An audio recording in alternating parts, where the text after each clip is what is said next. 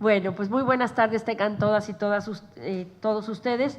Como directora del Centro de Estudios Mexicanos de la UNAM en España, es un gusto presentar hoy la Enciclopedia de Relaciones Internacionales de don Edmundo Hernández Vela, profesor emérito de la UNAM. Agradezco al doctor Juan Carlos Pereira, distinguido catedrático de Historia Contemporánea de la Universidad Complutense de Madrid, por comentar también dicha obra, y al maestro Pablo Rafael, director del Instituto de México en España, por darnos un espacio propicio para ello en este prestigioso centro que depende de la Embajada de México. Y por supuesto, pues extrañamos la presencia de la embajadora Roberta Layú, quien se encuentra de viaje en México para participar en la reunión binacional, pero ella nos ha expresado que en su nombre demos nuestros parabienes al autor y a los asistentes. Este acto se celebra en vísperas de la 11ª reunión de la Comisión Binacional México-España y de la visita de Estado que realizará España en este mes de junio el presidente Enrique Peña Nieto. Con esta presentación damos por terminado el coloquio de Relaciones México-España que se llevó a cabo estos 3 últimos días precisamente para realzar aspectos de la relación que interesan particularmente a los dos países. Impulsar el acercamiento entre España y México y propiciar una profunda reflexión sobre los vínculos entre ellos fue el objetivo del mencionado coloquio internacional Relaciones España y México, Historia, Actualidad y Perspectivas, que reunió a más de 20 expertos en una cita organizada por el Centro de Estudios Mexicanos de la UNAM en España, el Instituto Cervantes y el Instituto de México en España. ¿Qué mejor que clausurar nuestro foro comentando una importante obra sobre relaciones internacionales? La enciclopedia invita a revisar tópicos y a fortalecer los estudios en materia de relaciones internacionales que a su vez apuntalan hacia asuntos como la cultura, la educación, la política, la economía, la ciencia o el comercio y otras muchas cosas más, cuestiones todas ellas que se analizan en los apartados que forman los 4 volúmenes de esta obra. Destaco primero la persona del autor. Edmundo Hernández Vela es profesor e investigador del Centro de Relaciones Internacionales de la Facultad de Ciencias Políticas y Sociales de la UNAM. Gracias al programa de formación de profesores de la UNAM, fue enviado a Ginebra, donde obtuvo el diplomado en instituciones internacionales en 1968 y el doctorado en ciencia política, mención en relaciones internacionales, ambos por el Instituto Universitario de Altos Estudios Internacionales de dicha universidad, la Universidad de Ginebra. Hay que añadir a todo esto que don Edmundo también es médico, especialista en reumatología. Paso ahora a la obra. Y le hago así la cara porque nosotros estamos en un medio de médicos, entonces es curioso. Paso ahora a la obra. La Enciclopedia de Relaciones Internacionales se presenta, como dije, en 4 volúmenes. Fue publicada el año pasado por la editorial Porrúa, que es una de las de mayor prestigio en México. La enciclopedia tiene un antecedente, que es el Diccionario de Política Internacional. Este daba cuenta de conceptos, hechos, procesos, instituciones y protagonistas de la disciplina mencionada. Un comentario de Víctor M. Godínez sobre este me parece muy esclarecedor, lo cito. Aprecio el trabajo por la elección de conceptos y nociones que orienta y determina el contenido de la obra. En la mejor tradición de los diccionarios enciclopédicos, el del profesor Hernández Vela combina, según necesidad propia de cada término, el enfoque diacrónico con el enfoque sincrónico. Es decir, consigna la historia individual de los términos y conceptos, el corpus de la obra, al tiempo que otras veces también propone una o varias descripciones estructurales y funcionales. Cierro la cita. Una de las bondades de este tipo de obras, como las que hoy se presenta, es que el lector común, como su servidora, puede aprender de distintos temas al elegir cualquiera de las monografías. Al revisarla, me surgen una serie de reflexiones que deseo compartir con todos ustedes. Las teorías tradicionales de las relaciones internacionales han logrado que sus conceptos hayan sido útiles para explicar y ordenar el sistema internacional durante gran parte del siglo XX. Sin embargo, el transcurrir histórico ha evidenciado las limitaciones de estas interpretaciones frente a la compleja realidad mundial actual. La emergencia de variaciones y nuevos pensamientos, así como la interdisciplina en relaciones internacionales, viene a ser ahora fundamental. Las teorías fundacionales para predecir y profundizar sobre hechos como la caída del régimen soviético, el surgimiento de países en vías de desarrollo y la aparición del Estado virtual ya no son suficientes. Por ejemplo, el marxismo, que es una teoría tradicional que usa un método teleológico, dialéctico y normativo, ha sido superado en las relaciones internacionales. Hay asimismo otros conceptos, como el de auge y declive hegemónico, el surgimiento del Estado comerciante y las teorías del Estado que han superado las explicaciones dadas en el siglo XIX. La Enciclopedia de Relaciones Internacionales nos pone al día del uso de esta terminología y de otros conceptos, como la guerra, la descolonización y la existencia de estados imperialistas, la teoría de la dependencia y otras. Al leer algunas secciones de la enciclopedia, me percato de que hay variables domésticas en un primer nivel, como la ideología, los impulsos psicológicos y la mentalidad. En un segundo nivel, debe tomarse en cuenta la relación que hay entre las instituciones del Estado y la sociedad. Lo crucial me parece que es lograr visualizar de qué manera opera todo el sistema internacional.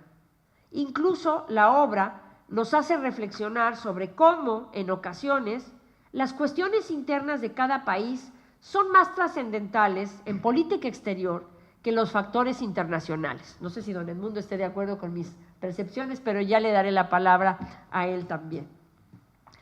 Creo que don Edmundo identifica verdaderos problemas dentro del sistema internacional y por ello las entradas a cada tema tienen un gran valor de análisis. Por ejemplo, al ver cómo es tratada en la enciclopedia la voz dependencia, se antoja ser esta más un acercamiento metodológico que una teoría. Desde mi percepción, la enciclopedia acierta en presentar de manera inteligible para el lector cuestiones como el llamado sistema mundial, que cambia de intereses y de estrategias, las cuales han oscilado entre hacer la guerra, que es el enfoque realista, o el comercio, que es el enfoque liberal. Estas son adoptadas por los estados dependiendo de su identidad y sus intereses. Las dos estrategias han existido simultáneamente y su importancia ha variado históricamente. Se reflejan en la obra tendencias actuales, cómo cada vez más países en el mundo adoptan modelos democráticos. La guerra podría pasar a ser obsoleta. Hay cuestiones que surgen también, como si el comercio y la democracia fueran modelos que siempre generan beneficios. En el siglo XX, las relaciones internacionales se enfrentaron a un debate. Como historiadora, observo con interés que gracias al estudio de Foucault de epistemes, podemos entender que no hay una definición fija y final para conceptos como la locura, la sexualidad, el castigo y la medicina. Me sorprendió mucho que este método es aplicado también en relaciones internacionales para la soberanía y la anarquía, por ejemplo. La soberanía es un término en constante transformación, pues toma distintos significados con el tiempo. Ni qué decir también de Habermas, de Robert Cox o Waltz, cuyas teorías aportaron mucho a las relaciones internacionales. Lo que quiero señalar es que en muchas ocasiones vemos la influencia del pensamiento teórico histórico en los hechos globales. Como dije anteriormente, es evidente la importancia de la interdisciplina de las relaciones internacionales. Para estudiar cada tema se debe hacer uso de todas las ciencias sociales, especialmente de la historia, en un diseño holístico. Creo que tal cosa aparece en esta enciclopedia de relaciones internacionales. La enciclopedia es también muy útil para analizar las instituciones y la autoridad del Estado y para abordar conceptos como hegemonía, estabilidad, soberanía, dependencia, relaciones Estado-sociedad, la conexión entre ideología, mentalidad e impulso psicológico, intereses y estrategias. En suma, nos ayuda a mejor entender nuestro mundo. Es difícil dar una descripción del rumbo actual de las relaciones internacionales. Obras como esta, en que se hace una recopilación temática sobre asuntos internacionales, sirve a profesores, alumnos e investigadores, así como a un público general interesado como herramienta muy útil de estudio y análisis. Espero que muy pronto la obra sea asequible en España para saciar el interés de los internacionalistas en todos los círculos en que desarrollan su quehacer, principalmente en las bibliotecas y universidades.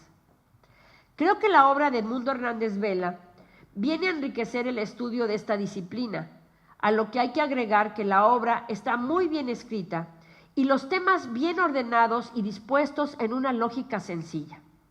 Es, pues, una obra necesaria de carácter enciclopédico y analítico.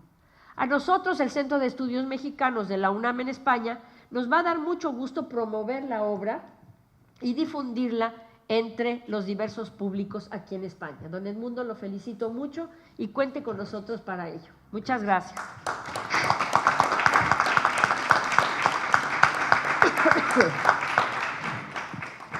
Bueno, paso de ser comentarista a ser moderadora de la mesa y pues ahora voy a ceder la palabra a nuestro querido colega Juan Carlos Pereira, catedrático de la Universidad Complutense de Madrid en el área de Historia Contemporánea. Él es director también del Departamento de Historia Contemporánea. Muy bienvenido y muchísimas gracias.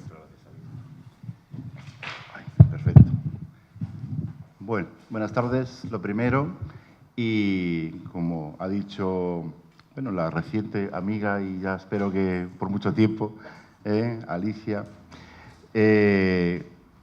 voy a dedicarle unos minutos a la presentación, no de esta obra, sino de esta macroobra, como le he dicho a Edmundo, al que también acabo de conocer y que espero que, en fin, que continuemos la amistad y la profundicemos a partir de ahora, porque realmente a mí me la había enviado a través de internet para que la viera y demás, pero al verla físicamente, pues me ha resultado un trabajo impresionante que yo voy a destacar lo más importante y de luego le felicito por el trabajo, la constancia, el esfuerzo que ha hecho y por algunas características de esta obra que me parecen impresionantes.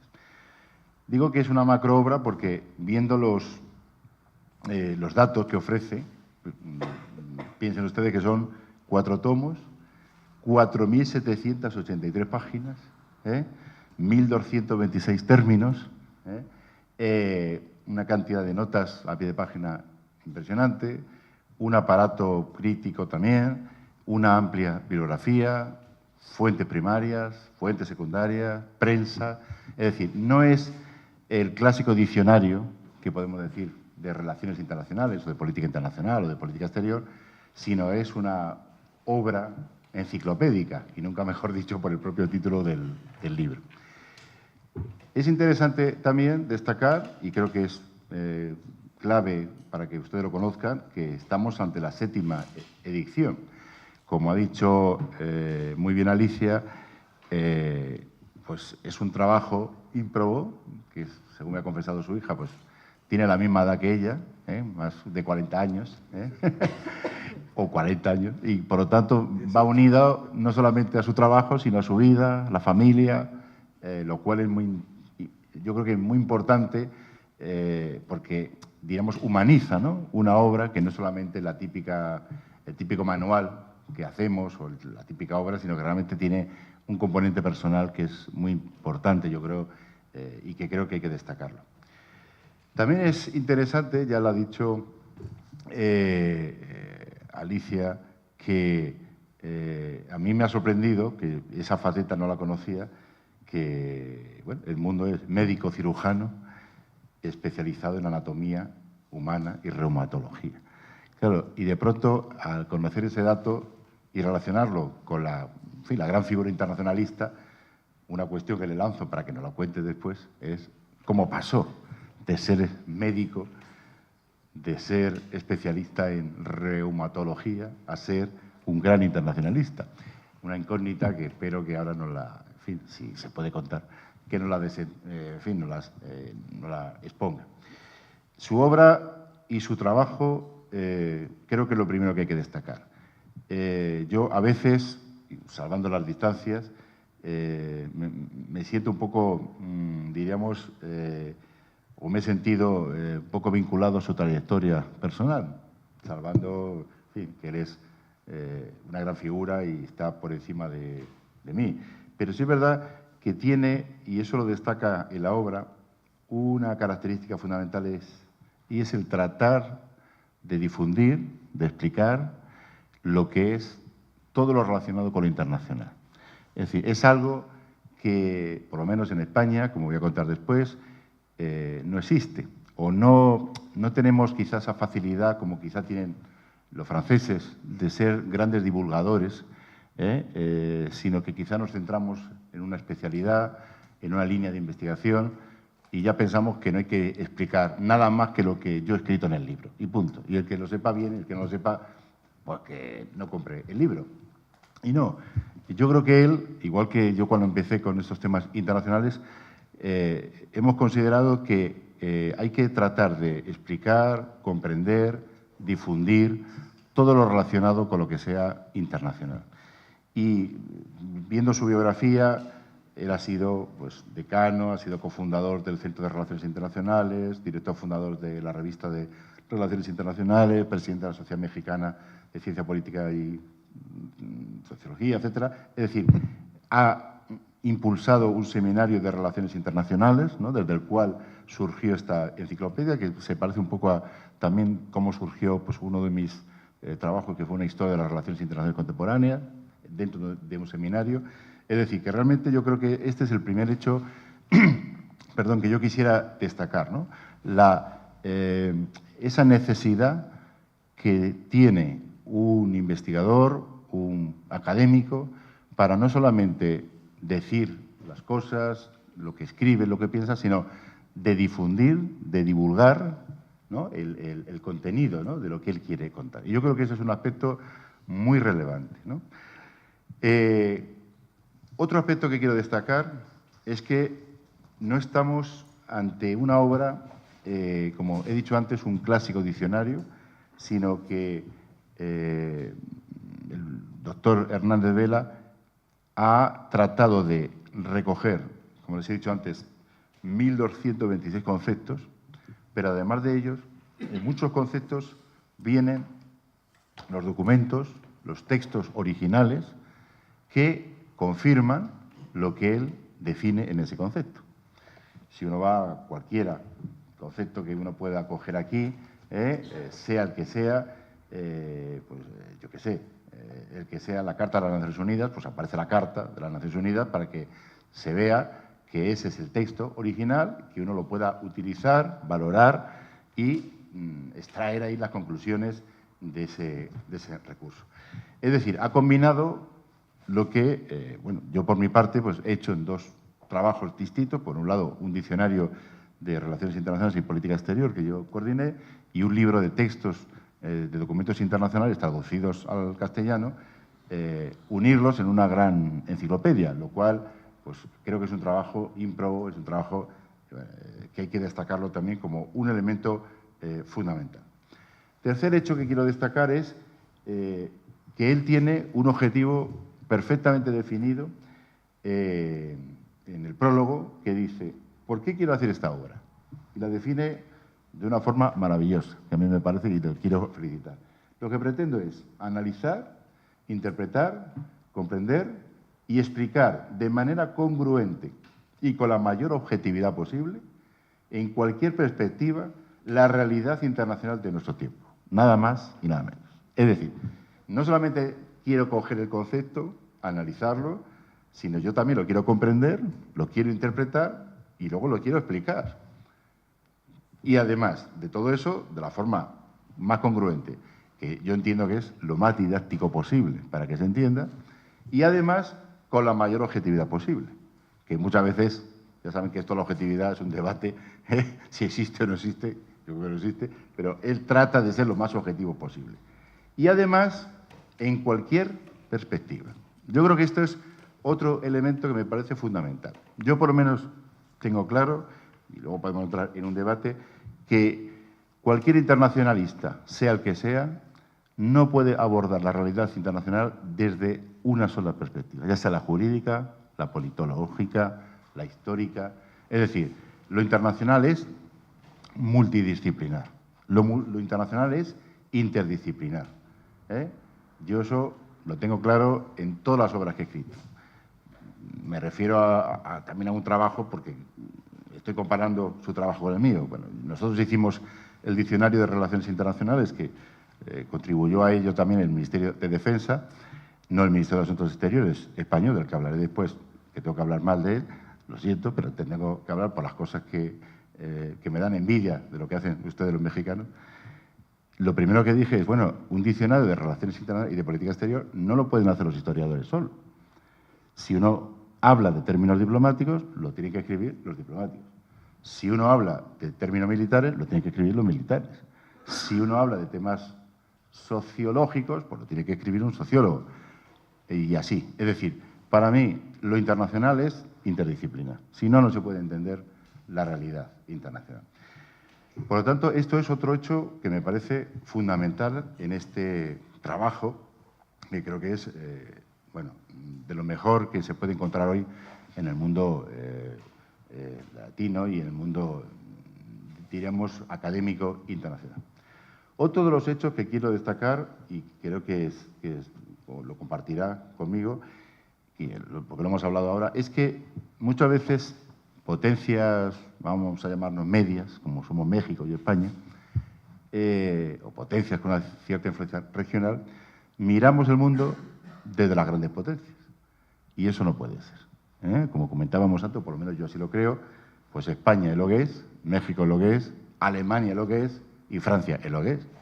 ¿Qué quiere decir con esto? Que nosotros en España, tradicionalmente, la vida internacional, las relaciones internacionales, lo hemos visto sobre todo a través de Francia. Francia ha sido la potencia, ¿no?, que nos ha ido exportando sus ideas, su visión del mundo.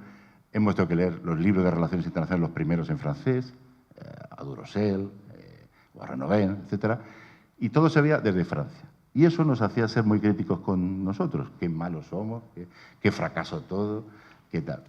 Pero es que nosotros no somos Francia, es que Francia tiene sus intereses, ¿no? Incluso algún dirigente español que dijo esas tonterías de que España tenía que salir casi de la oscuridad y ser una gran potencia. Eso es absurdo. O sea, nosotros nunca podremos ser Alemania, ni nunca podremos ser Francia, ni nunca podremos ser el Reino Unido. Somos lo que somos. Y eso es importante porque justamente otra de las grandes utilidades que tiene este libro es, que lo ha señalado muy bien Alicia también, es de qué forma este libro sirve para comprender la política exterior, en este caso de México, como nosotros hemos tratado de explicar la historia de las relaciones internacionales de España en un contexto internacional o la política exterior de España en un contexto internacional, porque tenemos que ajustarnos a lo que somos, a nuestros factores condicionantes, a nuestra historia, tan terrible como la que hemos tenido los españoles, pero esa es la realidad. Y yo creo que eso es otro de los trabajos, otra de las aportaciones importantísimas que hace el doctor Hernández Vela. Otro de los hechos que quiero destacar para ir terminando y darle la palabra a él, porque tenía que contestar a alguna crítica también que le voy a hacer después, porque para eso me han traído aquí, ¿no? También. Es el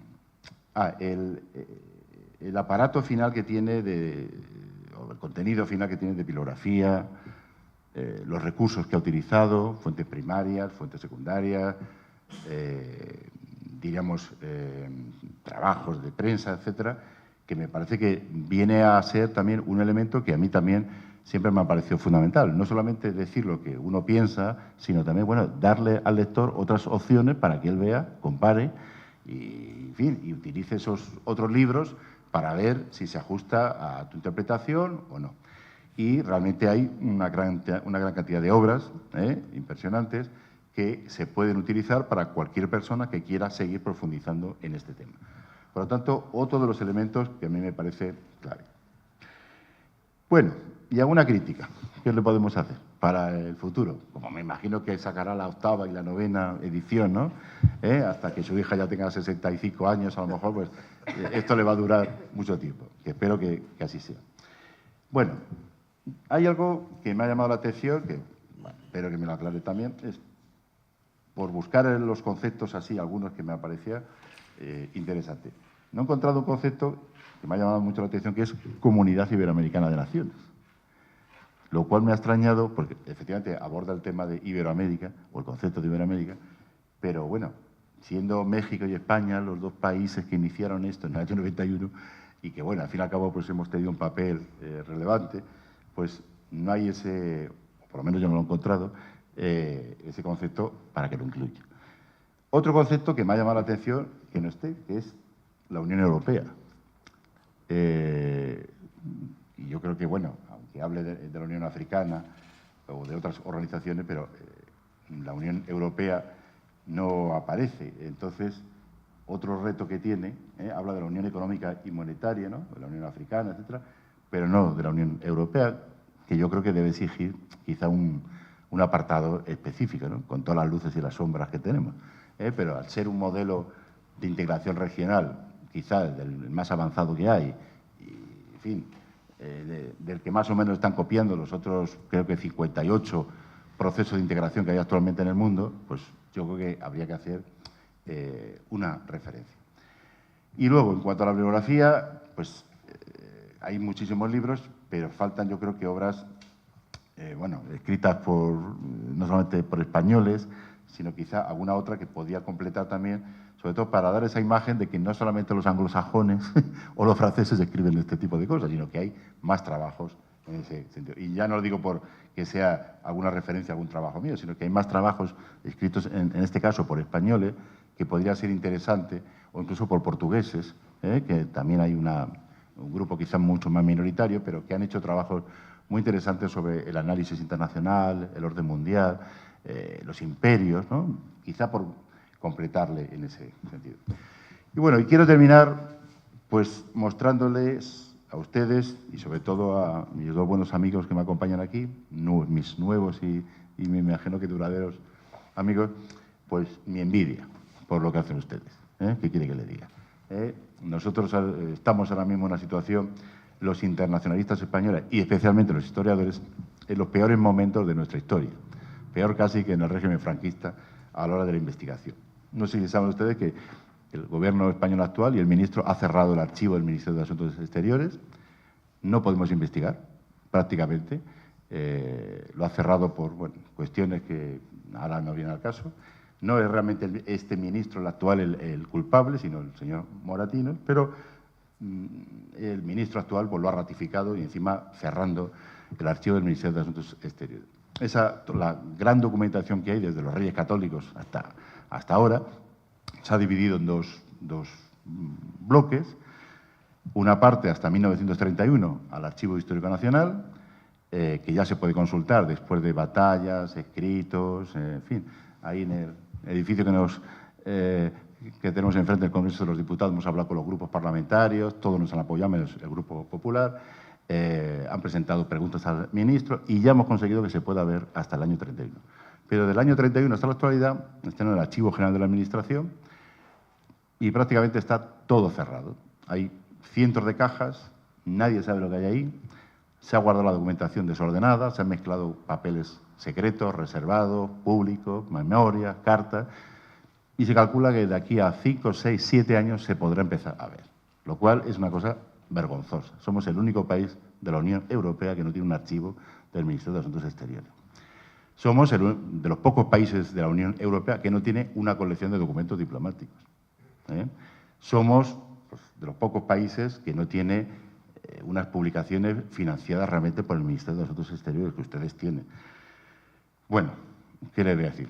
No saco el pañuelo porque ya, en fin, me pondría aquí y me tiraría a los que están ahí enfrente por lo que están haciendo. Realmente es un desprecio, se lo digo así claramente, por la historia de nuestra política exterior, de nuestras relaciones exteriores, por los investigadores. Hemos escrito cartas, hemos publicado artículos en periódicos, En fin, somos un poco la vergüenza internacional, nos han escrito investigadores de todo el mundo, hemos hecho un escrito de más de 400 investigadores a la papelera. No han hecho caso ni el ministro, ni por supuesto el presidente, y por eso digo que quiero concluir pues, en fin, mostrándoles mi envidia, animándoles a que por lo menos ustedes hagan este tipo de trabajos, porque la cosa más absurda es que lo que aquí se prohíbe, luego lo podemos ver en el extranjero, que es la cosa más tonta que se puede uno imaginar. O sea, nos cierran los archivos de España, pero va uno a los alemanes y se puede ver la documentación que aquí nos prohíben. Va uno a México y se puede ver la documentación que aquí nos prohíben, con lo cual es la cosa más tonta, absurda e inepta de nuestros políticos. Por lo tanto, termino. Felicidades, don Edmundo Hernández Vela, por esta obra impresionante que a mí me ha entusiasmado. Yo voy a tratar de que la compremos en la facultad, a pesar de que estamos, en fin, también de capa caída la Complutense. No, que ya habrán visto las noticias últimamente, o sea que mejor no me refiero a lo que sale en la prensa de nuestra universidad, a pesar del prestigio que podemos tener. Felicidades a la embajada, a vuestro instituto, al Centro de Estudios Mexicanos por apoyar todo este tipo de trabajos. Y yo realmente espero que podamos, en fin, establecer una cooperación más intensa. Nosotros, por lo menos en la Complutense y en el departamento que yo dirijo, pues tenemos el grupo de historiadores de las relaciones internacionales más importantes de España. Tenemos muchísimas tesis, tenemos un máster de mucho prestigio y, de luego, todo lo que sea internacionalizar nuestras relaciones, pues sería bienvenido y pues, estamos dispuestos a colaborar de la forma que sea. Muchas gracias a ustedes y luego pues, cualquier observación o crítica, pues encantado. Muchas gracias.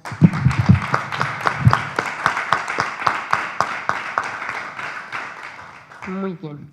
Muchísimas gracias al doctor Pereira. Y bueno, pues yo creo que la cereza del pastel siempre en una presentación de un libro es que tome la palabra el autor y simplemente comente lo que quiera, alguna anécdota, cómo surgió el proyecto, qué es para él, como dice el doctor Pereira, en su vida, en su proyección como profesionista, como hombre de familia, no sé, lo que usted quiera. Lo de la medicina también a mí me da curiosidad, así que si no lo vamos a dejar ir, sí que nos explique por qué. Pues buenas tardes, noches a todos. Les agradezco que en este día precioso, lluvioso, nublado, nos estén acompañando en esta sesión que para nosotros es de sumo interés. Obviamente no tengo sino palabras de agradecimiento para, pues primero a la doctora Alicia Mayer, que ha hecho un gran esfuerzo para organizar todo el coloquio, el interés que puso justamente en esta presentación de la enciclopedia, y pues al embajador Pablo Rafael, el director del Instituto de México, que también pues nos ha apoyado para hacerla, y pues a mi nuevo amigo, el doctor Juan Carlos Pereira.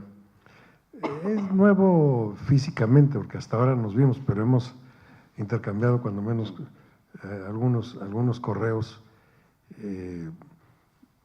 porque pues trabajamos en situaciones parecidas y la solidaridad intelectual, el compañerismo, creo que es fundamental. Yo le agradezco mucho sus generosos conceptos, ideas y todo, pues yo lo registro siempre para seguir mejorando nuestro trabajo, que efectivamente nada más para esta obra, para la enciclopedia, pues son casi ya prácticamente 40 años de estar trabajando en ella, en estas 7 ediciones que culminan ahora con esta nueva forma de enciclopedia. El hecho de ser médico de primera carrera, que además yo sigo siendo médico de base y por eso se me conoce como el médico de las relaciones internacionales, me ha permitido a mí tener una ventajosa visión sobre incluso mis compañeros, con todo respeto y con todo el mérito que cada uno tiene, pues de ver a la vida internacional desde una doble perspectiva. sobre todo en la medicina, el humanismo de la medicina. Creo que es la esencia de la medicina ser humanista, y por encima de lo propiamente médico es eso, el humanismo. Pero también a mí me enseñó en la carrera pues que las cosas tienen su nombre y deben de llamarse como debe de ser, que uno debe entenderse hablando de lo mismo, llamando a las cosas por el nombre propio que deben de tener. Yo suelo poner de ejemplo siempre a una jovencita, bueno, podría ser un joven, pero es más común que fuera una jovencita, que tiene tal vez un granito por ahí en la mejilla, y va a ver a un médico y un médico le dice, no te preocupes, es un barrito, pero no se queda a gusto porque el barrito no se quita. Y ve a otro médico y le dice, es un lipomita, pues una bolita de grasa ahí. Ve a otro médico, no, tienes un cáncer avanzado ahí y grave. Si no se te extirpa, pues corres, tu salud corre el riesgo. Ve a otro médico, porque hay mucha gente que acostumbra a la tercera, cuarta, quinta opinión, pero aquí esto es simbólico, no es ningún caso preciso. Va con otro médico y el otro médico le dice, tienes un vaso celular como que se te radia y no hay problema y lo puedes dejar algún tiempo. Y así podía seguir viendo otros médicos, incluso oncólogos, es decir, expertos en eso. Y digo, pobre enferma, pobre niña, pobre mujer. En medicina eso no puede suceder, a no ser que sean charlatanes los que están dando esas ideas. Si aquello es un lipoma, es una bola de grasa, es un lipoma y no hay vuelta de ojo. Claro, con el tiempo hasta un barro mal cuidado pudiera llegar a convertirse en una neoplasia, es decir, en un cáncer, pero a muy largo plazo y muy difícilmente un barro podría llegar a eso. Pero imagínense ustedes una persona que le han dado 5, 6, 8 diagnósticos diferentes y que cada médico ve distinto lo que la persona tiene.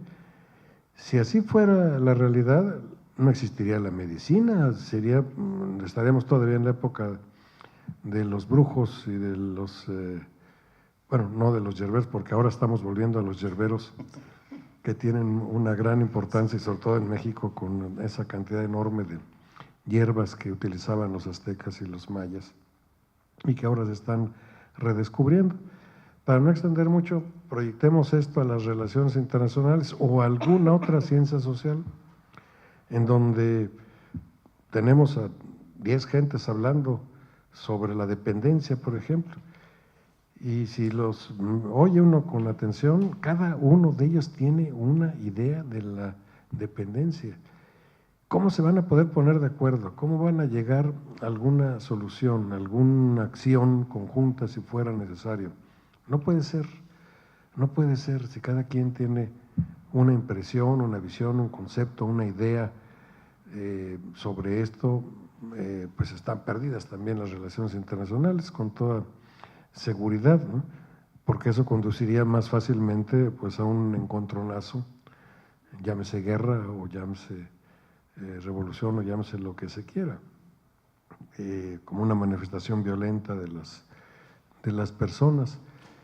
Yo vi eso en relación, bueno, yo estudié diplomacia, era la original carrera, después la fuimos transformando y se transformó a relaciones internacionales justamente porque no podía ser solo diplomacia, sino podía uno formar gente solo para el servicio exterior, cuando además en aquel entonces el servicio exterior estaba cerrado para los nuevos ingresos, no había concurso de ingreso, yo estoy hablando de los años 60, y todavía, bueno, toda la década de los 60 la situación era realmente esa, ¿no?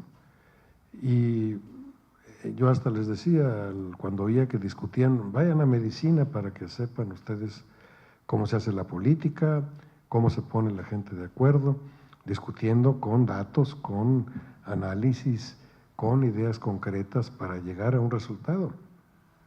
El resultado era el paciente sobrevivía. A ningún paciente le interesa además saber de qué va a morir, sino si va a vivir o cómo va a vivir por más mal que esté. Y esa es la otra cuestión. Yo pregunto, por ejemplo, ¿cuál es la función fundamental del médico? Y me contestan siempre, curar. No es cierto. Esa no es la función primordial, es prevenir. El médico debe tratar de que la gente no se enferme. Claro que si ya se enfermó, pues tiene que curarla, tiene que sanarla. ¿Cuál es la función primordial de un internacionalista? Prevenir que a su país o que en el ámbito internacional de su interés haya una guerra o haya conflictos o haya problemas que lo dañen.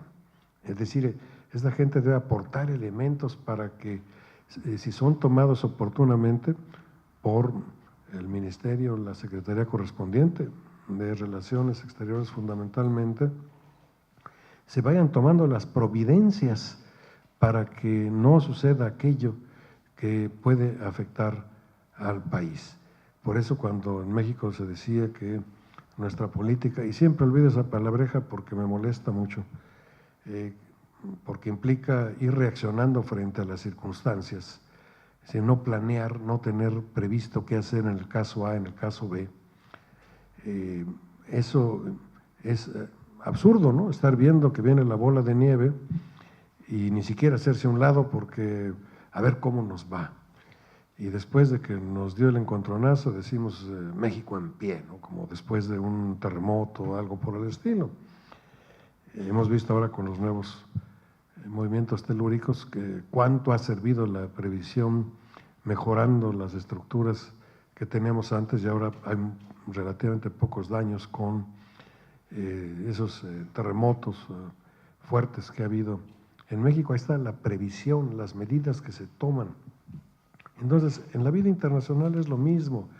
No puede uno estar más viendo que sucedan las cosas y sintiéndose afectado y quejándose.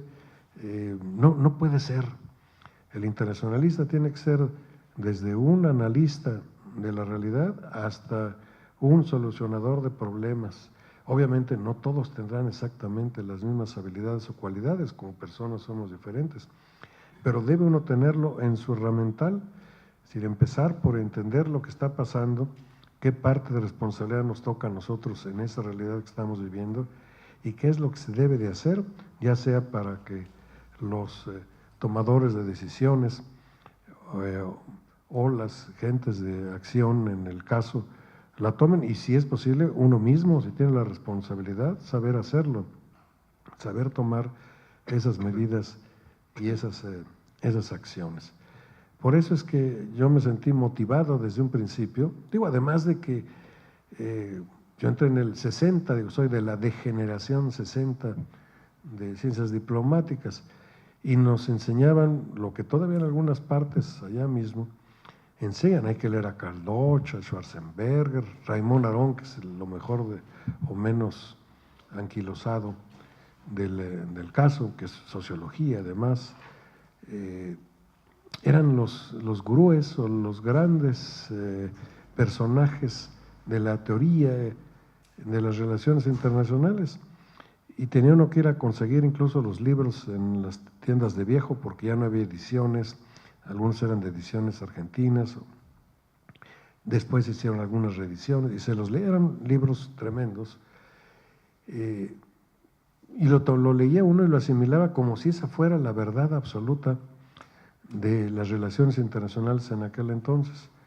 Claro, en cuanto empieza uno a tomar conciencia ya profesional, se da uno cuenta que eso está muy alejado, porque esa es la visión de un solo país, e incluso es una visión de gentes que le estaban dando gracias al país que los había acogido para salvarlos o de la muerte o de situaciones muy problemáticas en Europa, particularmente en Europa del Este, y que entonces estaban cantando loas a ese gran país mitológico al que todo el mundo quiere ir en busca del falso sueño estadounidense, porque si fuera americano, con entrar en cualquier parte del continente ya sería sueño americano, y así debería de entenderse. Y por eso es que empecé yo a trabajar, incluso le había yo propuesto a la propia Secretaría de Relaciones que hiciera un diccionario de relaciones internacionales. Y se formó un grupo pues no, los profesores eran César Sepúlveda, creo el único, los demás eran embajadores y altos funcionarios de la Secretaría. Éramos creo que 15 personas. Yo presenté el proyecto y la primera versión tendría yo creo que pues menos de 150 términos, 10 por cada uno. Y se nos dio un plazo para entregarlo y el único que lo entregó fui yo. Ninguno de los demás hizo nada absolutamente.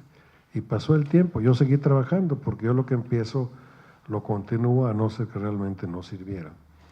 Entonces yo seguía trabajando, pero había un compromiso con la Secretaría, hasta que con Castañeda padre, yo le insistí que me devolviera a mí mi manuscrito y me liberara del compromiso, y así lo hizo, porque además había salido una especie de disciplina, de directriz de la comisión dictaminadora o comisión de publicaciones de la Secretaría. Le estoy hablando a ustedes justamente de los años 70, los últimos 70, de que no servía de publicar nada político ni social. Y yo hasta le dije a Castañeda, ¿y qué van a publicar entonces? Porque si no se va a publicar nada político ni social, yo creo que fue algo como para quitarse los compromisos de algo que les pudiera haber afectado en aquel entonces. Se me devolvió el manuscrito y entonces ya liberado, yo ya tenía un texto mucho más grande y se publicó en 81 en la UNAM. La primera versión es un librito chiquito, pero precioso porque fue el primer libro que se editó con un mapa en la portada, con 7 tintas de color. No había habido otra publicación entonces de esa manera. Yo conseguí incluso un mapa japonés de una aerolínea, el cual se tomó como base porque el dibujante no pudo poner en el centro a México. Yo decía que se vea desde el principio que esta es la visión de un mexicano, que no es la visión sajona, no es la visión tradicional que imperaba en aquel entonces y que todavía parece serlo, si no hacemos nada por cambiar las cosas. Y el dibujante se le hizo muy difícil, no me gustó su bosquejo, pero con el mapa aquel se puso el polo en el centro. Y México se veía inmediatamente en una visión muy clara. Y ese libro se hicieron 2 ediciones, la segunda en 83, de 3,000 ejemplares cada uno de ellos, se acabaron. Yo seguí trabajando, pero la tercera edición ya costó más trabajo que se publicara en la UNAM. Es la editorial más grande de América Latina. En aquel entonces publicaba 1,5 libros diario, ahora publica 2,5 libros diarios, que es una cantidad enorme, sobre todo para una universidad. Y estaba siempre en la lista de los primeros ejemplares, pero pues se me hace raro que por qué no entonces entraba a la imprenta. Y fui a Porrúa, que me ha parecido una de las, como dijo la doctora Mayer, una de las editoriales más serias y de mayor reputación en México y de entre las principales en el ámbito internacional. Primero se me negó publicarlo ahí porque no publicaban tampoco, no tienen un área política. Después de muchos meses convencí a don José Antonio Padre, que en paz descanse, y lo publicó en el área de jurídicas. Después me enteré que había jurídicas chicas y jurídicas grandes. Jurídicas chicas eran libros más pequeños, de menos volumen, y ya hasta la cuarta pasó a jurídica grande, y hasta me sentí muy orgulloso, y ya pasó a jurídica. ¿Qué es eso? Fue cuando me enteré que era más gruesa la edición.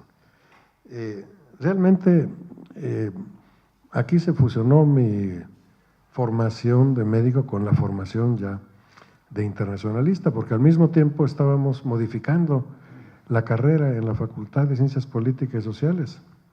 Ya en 1987, en el tercer plan de estudios, ya era Relaciones Internacionales.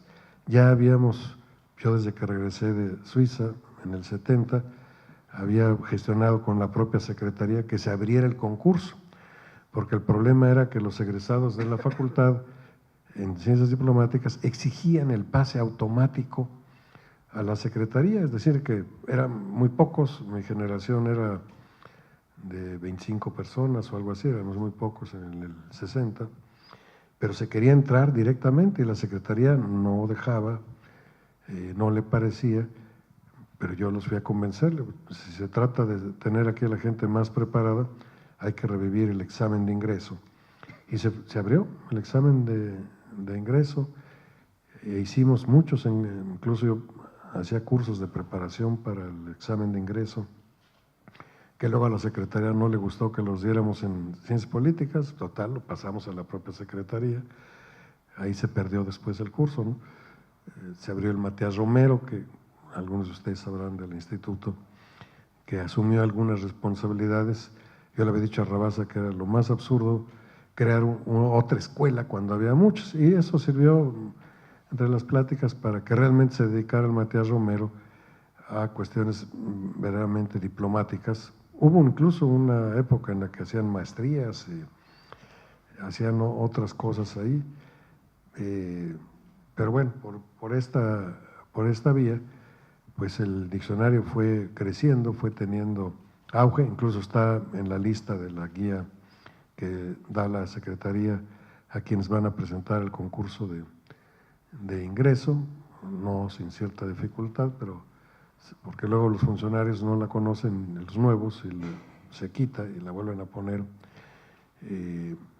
Yo incluso, ya que hablamos, o que me decían mis compañeros aquí en la mesa, que hablamos de anécdotas, una vez en la embajada de Perú, en un cóctel, me presentan a una persona y me dice: ¿usted conocerá aquí a fulano de tal? Es director en jefe del área X en la Secretaría. Le digo: pues no, yo no tengo el gusto. Y él me dice: no, yo sí, a usted lo conozco muy bien. Ah, pues sí, que dice: no, gracias a usted entré al servicio exterior. Ah, caray, ¿pero cómo gracias a mí?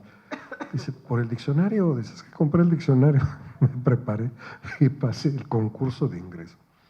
Yo hasta me sentí un traidor con relaciones internacionales, porque dije: pues cómo, si yo estoy haciendo todo esto para que la gente nuestra se prepare mejor y tenga más fácil acceso a su ejercicio profesional, a su campo de trabajo, y ahora resulta que con esta obra, pues una persona, lo sorprendente es que era ingeniero agrónomo.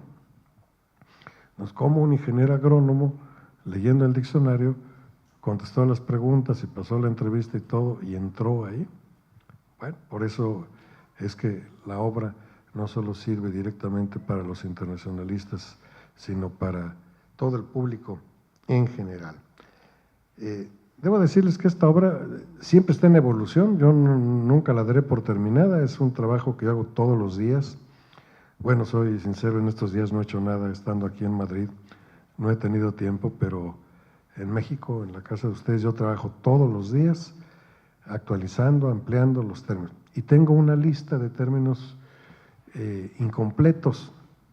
Alguna vez me preguntaban que qué criterio utilizaba yo para seleccionarlos. Pues el criterio general sería que son términos de actualidad, de importancia, pero lo más importante para mí es la inspiración.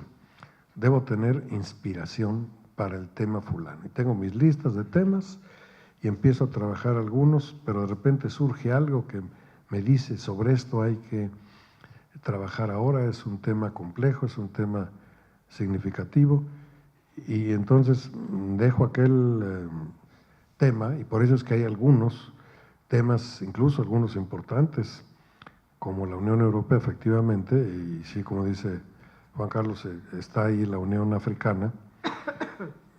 Aquí también veríamos cierta parcialidad, tal vez, que tiene uno, ¿no? La obra también impulsa o pretende impulsar el desarrollo de nuestros pueblos, cambiar nuestra mentalidad, mejorar nuestra herramental para cambiar esta situación asimétrica, desigual de la sociedad internacional. África, pues es un continente desconocido prácticamente. Ustedes ven incluso las películas, no voy a decir el epíteto, estadounidenses, donde está una pareja de sujetos y que dicen, oye, vamos a África, ¿no? Y siguiente escena están en África. Nunca dicen estamos en Tanzania, estamos en Botswana, no, están en África y están cazando ya leones y trepados en un elefante. Es la mentalidad de aquella gente. Yo nunca diría, oye, voy a África y me voy a quedar ahí. Incluso es hasta un español mal hablado, porque no puede uno estar en África, en toda África, cuando menos, ¿no? A no ser que lo usara simbólicamente, porque la gente a veces dice, pues sí, estuve en París, en Madrid, en Inglaterra, en Dinamarca. No puede ser, ¿no? Que haya estado al mismo tiempo en ciudades que en países, ¿no?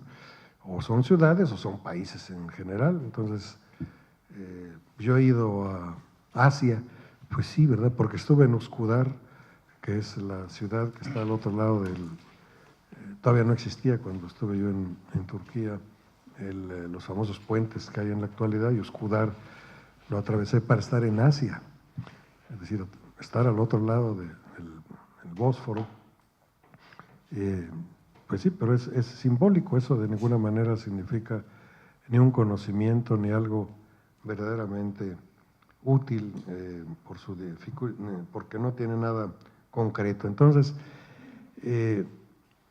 sí, obviamente la Unión Europea y otros temas deben estar ahí, están trabajados, están ya algunos, pero por el otro lado, yo estoy a la expectativa de que Porrúa me diga que ya va a entrar en prensa el material y yo no puedo detenerlo y decir, dejo esto hasta que Porrúa me diga, porque pueden transcurrir un año, 2, 3 o una semana. Entonces, para mí es el trabajo continuo y por eso cuando en diciembre del 2013 me dijo Porrúa que le entregara, por favor, porque ya estaba agotada la 6ª edición del diccionario y tenía demanda, me dijo, ya necesito que me entregues. Le pedí un mes para nada más darle forma, terminarla y entregar una obra no incompleta en los temas fundamentales. Pero pues tuve que decidir sobre qué temas no iba yo a terminar porque no habría tiempo, ni lo quise hacer apresuradamente.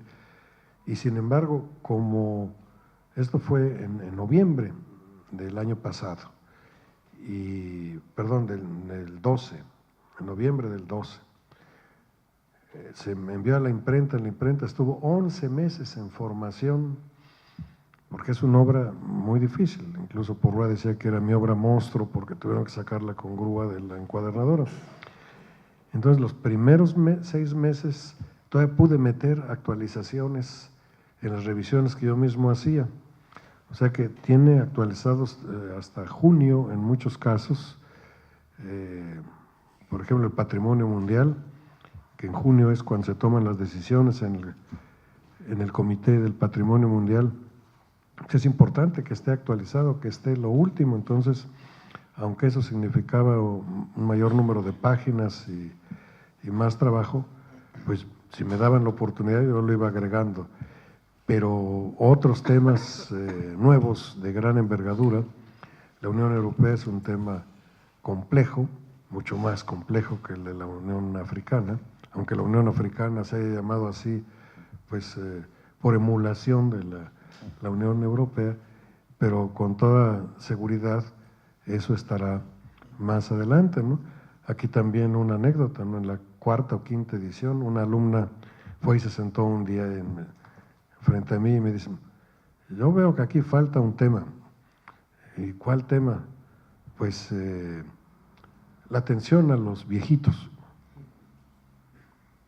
Pues sí, yo viejito ya también, de alguna manera. De cómo es posible, a lo mejor es mi negación de entrar en esa etapa de la vida que me ha hecho que no vea yo ese aspecto. Pues me puse a trabajar y así como tengo el derecho de la mujer, hasta los derechos de procreación, derechos sexuales de la mujer, los derechos del niño, los derechos del enfermo, los derechos del discapacitado, pues cómo no van a estar los derechos del anciano. Hubiera sido también un hueco ahí importante y me puse a hacer los derechos del anciano.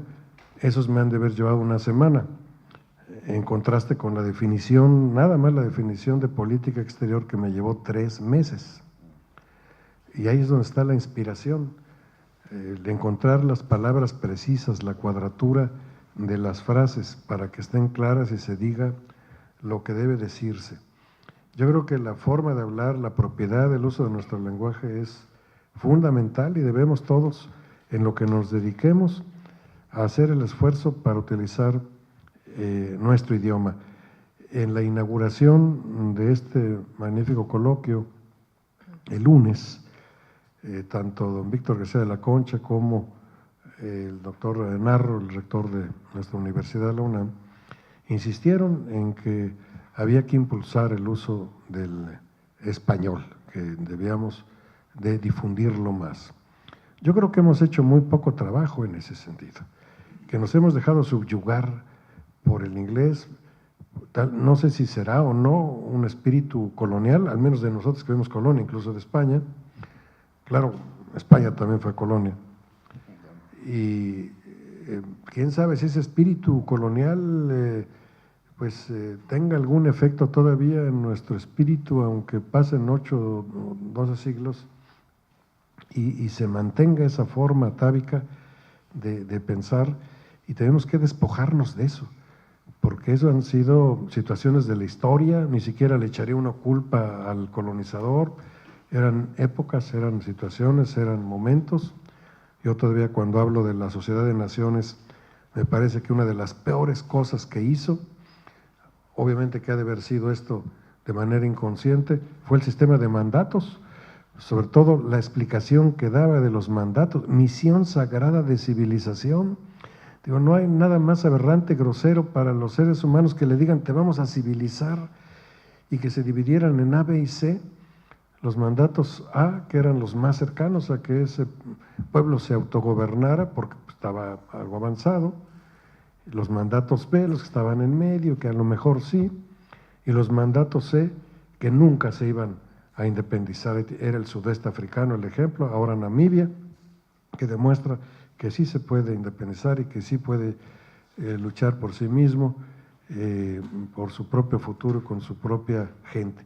Yo creo que necesitamos despojarnos de ese espíritu del colonizado, o llámenle como quieran, esa dificultad para ser nosotros mismos, para proyectarnos, para lanzarnos a decir yo aquí estoy, yo valgo tanto como los demás, no valgo más ni valgo menos, valemos todos y tenemos que salir adelante. Por eso es que yo creo que México, España y todos los países latinoamericanos tenemos mucho que decir de nuestra lengua, de nuestra cultura, de nuestro futuro común. Y la lengua es el elemento central de la cultura y el elemento central que nos identifica y que a la vez nos une. Creo entonces que lo primero que hay que hacer, y yo se lo comenté a don Víctor muy rápidamente ese día, lo primero que tenemos que hacer es dejar de hablar en idiomas extranjeros cuando sea innecesario, es decir, casi siempre. Porque suele uno decir la UNO, por sus siglas en inglés, pues si es ONU, ¿por qué tengo que decir UNO? O la OAS, en lugar de la OEA. Es absurdo, no hay ninguna razón para que algunas siglas, algunos términos los diga uno en español y en otros se nos dificulta y no lo usemos como debe de ser. Nosotros mismos con eso demostramos nuestro espíritu colonizado aquí del lenguaje, porque no hay ningún idioma que sea más poderoso, ni más fuerte, ni superior a los demás, porque sería aceptar que una cultura prevalece sobre las demás, eso no puede ser. Yo no lo acepto ni en la cibernética o la informática, donde la gente siempre me dice, es que ese término así se usa. Yo estoy de acuerdo que hay ciertas áreas y pequeños términos, por ejemplo en la pintura o en la música, los términos italianos o los términos franceses, pero son unos cuantos y queda aquello circunscrito a lo esencial que proviene de aquel país, porque aquel fue el que lo registró, aquel país fue el que lo organizó. Pero ahora que hablemos en inglés todo, en todas las calles, ve uno todo, ¿no? Tiene uno que ser cool, tiene uno que ser trendy, tiene uno que vivir en un loft. y tienen las mujeres que usar un top y un bottom, ¿no? Claro. Digo, todo ese tipo de cosas que puede uno obviarse y puede uno llamar por su nombre, ¿no? También el otro sistema de las boobies, las poppies, o son nalgas o son pechos y son términos. La anatomía tiene sus propios términos y todo eso es bonito, todo depende cómo lo hable uno, en qué término, qué inflexión tenga uno en la voz o la forma en que diga uno las cosas, ¿no? A veces un insulto que se usa mucho es hablar, porque lo indio, patarrajada. Estamos diciendo una de las peores aberraciones, ¿no? Estamos diciendo indio y patarrajada. Todos somos indios, todos somos originarios de alguna región. Ni siquiera Colón encontró a los indios que buscaba, se encontró a otros indios. Entonces, ojalá y entiendan el mensaje. Digo, aparte de que le den la oportunidad a la enciclopedia de que nos oriente más en la forma de hablar profesionalmente, que este es otro elemento fundamental. El profesionista debe hablar profesionalmente, si no puede utilizar el lenguaje vulgar, y no es que se rebaje o se eleve. El lenguaje profesional indica la sapiencia, el conocimiento, el dominio que cada quien tiene sobre su área de trabajo. Y entonces en las relaciones internacionales, que como bien dijo e insistió el doctor Juan Carlos Pereira, es de un ámbito multi e interdisciplinario, incluso yo le agrego en la construcción transdisciplinaria de la disciplina de las relaciones internacionales. ¿Por qué? Porque como una ciencia y conjunto de ciencias tiene su propio lenguaje, independientemente que tome algunos elementos de la economía, de la política, de la sociología, del derecho, de todo lo que se nos ocurra, se está construyendo un lenguaje común propio de una ciencia, de una disciplina, que nos debe de identificar tanto a los internacionalistas como a todos los profesionistas afines, aquí fundamentalmente la historia, y lástima que no esté un amigo mío que fue mi alumno, le dirigí su tesis de licenciatura, maestría y doctorado, que siempre se queja de que los internacionalistas no consideramos a la historia. Sin historia no habría nada, ni medicina, ni economía, menos relaciones internacionales. Si la historia es el punto de partida, es la base de los elementos de información y de análisis, los conjuntamos, los combinamos para poder analizar la realidad cada vez más compleja de la vida de un país y de sus relaciones con los demás. Tenemos las relaciones internacionales, que son ya un campo de estudio. En México, todas las escuelas que se han creado, que hay una enorme cantidad de escuelas privadas de educación superior, todas tienen relaciones internacionales. ¿Por qué? Porque es la carrera del momento, es la carrera, yo hasta digo que el mejor presidente de México será un internacionalista, porque será un sujeto que tendrá al mismo tiempo la visión de su país, la introspección nacional y la proyección del mismo hacia el exterior. Porque ahora ve uno que los dirigentes toman medidas sin conocerse a sí mismos y sin conocer a dónde se están metiendo. Y por eso es que estamos en una situación muy grave en la sociedad internacional, donde tampoco tomamos conciencia de que la filosofía, con perdón de la palabra filosofía de vida, que es el neoliberalismo, que es el caldo de cultivo en el que nos desarrollamos, es algo en lo que no puede sobrevivir una sociedad. Por eso es que siempre hablan del mercado. El mercado sustituye a la sociedad, pero también la persona se reduce a mercancía. Eso para mí es totalmente inaceptable y tenemos que reivindicar nuestro papel de personas pues con conciencia, con autonomía, con criterio y con responsabilidad para pues enfrentar nuestra vida, nuestro futuro y ayudar a construir el mundo mejor en el que todos soñamos, cuando menos para nuestros hijos y nuestros nietos, y los mayores ya no vamos a gozar de aquello porque ningún cambio se podrá hacer mañana ni pasado, todo esto es progresivo, son procesos además muy difíciles, pero bueno, pues este trabajo, esta enciclopedia es una aportación para que pensemos en ese sentido, para que nos unamos, para que haya más solidaridad entre nosotros mismos y nos ayudemos a salir adelante, que no lo hagamos aisladamente, que cada quien, como se dice en México, se rasque con sus uñas, sino que todos trabajemos al unísono y seguramente así tendremos un futuro más promisorio, más cercanamente, ¿no? Podría yo extenderme todavía, pero creo que ya abusé de la paciencia, de la prudencia de ustedes, y les agradezco nuevamente mucho aquí todo el apoyo que hemos tenido para la presentación de esta obra de vida que es la enciclopedia.